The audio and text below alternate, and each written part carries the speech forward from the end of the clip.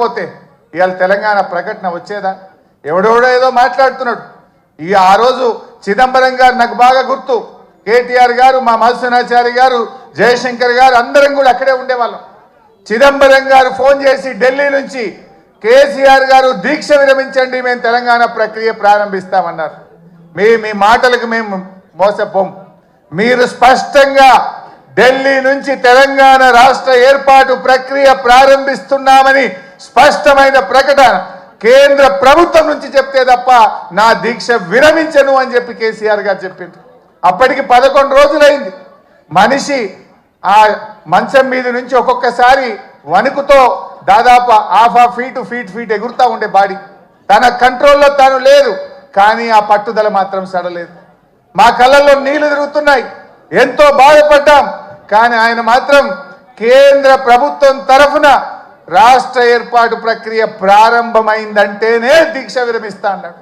ఆ రోజు మీరే రాసి పంపండి అంటే జయశంకర్ సారు తన స్వహస్తాలతో తెలంగాణ రాష్ట్ర ఏర్పాటు ప్రక్రియ రాసి ఢిల్లీకి పంపిండు. గదే చిదంబరం గారు ఢిల్లీ నుంచి అనౌన్స్ చేసింది. అది ఆ రకంగా తెలంగాణ తెచ్చుకున్నాం. తెలంగాణ తేవడమే కాదు, తెచ్చిన తెలంగాణను, అప్పుడే పుట్టిన బిడ్డను కన్న తల్లి ఎంత ప్రేమగా పెంచుకుంటుందో కేసీఆర్ గారు 10 ఏళ్లలో తెలంగాణను ఒక తల్లిలాగా తీర్చిదిద్దాడు.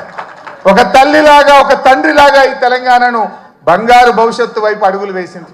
ఏ తల్లైనా పుట్టిన బిడ్డను నాకంటే గొప్పగా ఉండాలని, బంగారు భవిష్యత్తు ఉండాలని ప్రతి తల్లి తన కొడుకు కోసం, తన బిడ్డ కోసం తపిస్తుంది. అలా కేసీఆర్ గారు ఈ సాధించిన తెలంగాణను సాగునీటిలో, విద్యుత్ రంగంలో ఏ రంగం తీసుకున్నా ఈ దేశానికి రోల్ మోడల్గా, అన్ని రాష్ట్రాలకు ఒక మోడల్గా, ఒక దిక్సూచిగా తెలంగాణను తయారు చేసింది. కేసీఆర్కు తెలంగాణకున్న బంధం ఇది పేగు బంధం, తల్లి బిడ్డల బంధం. కేసీఆర్కు తెలంగాణ ప్రజలకున్న బంధం. కొంతమంది తెలిసి తెలియక మాట్లాడుతుంటారు, కానీ కేసీఆర్ ప్రతి నిమిషం తెలంగాణ కోసమే ఆలోచించిండు. ఈ మధ్యలో రేవంత్ రెడ్డి మాట్లాడుతుండు, నేను 2020 మ్యాచ్లు ఆడుతున్నా అంటుండు. నువ్వు 2020 ఆడతావేమోగా, నువ్వు 2020 ఆడవు. వాస్తవంగా నువ్వు 2020 దేనికి ఆడతావు అంటే పైసల కలెక్షన్కి ఆడతావు. అసలు నువ్వు ఆడే మ్యాచ్ అంతా కూడా నీదంతా తొండి మ్యాచ్.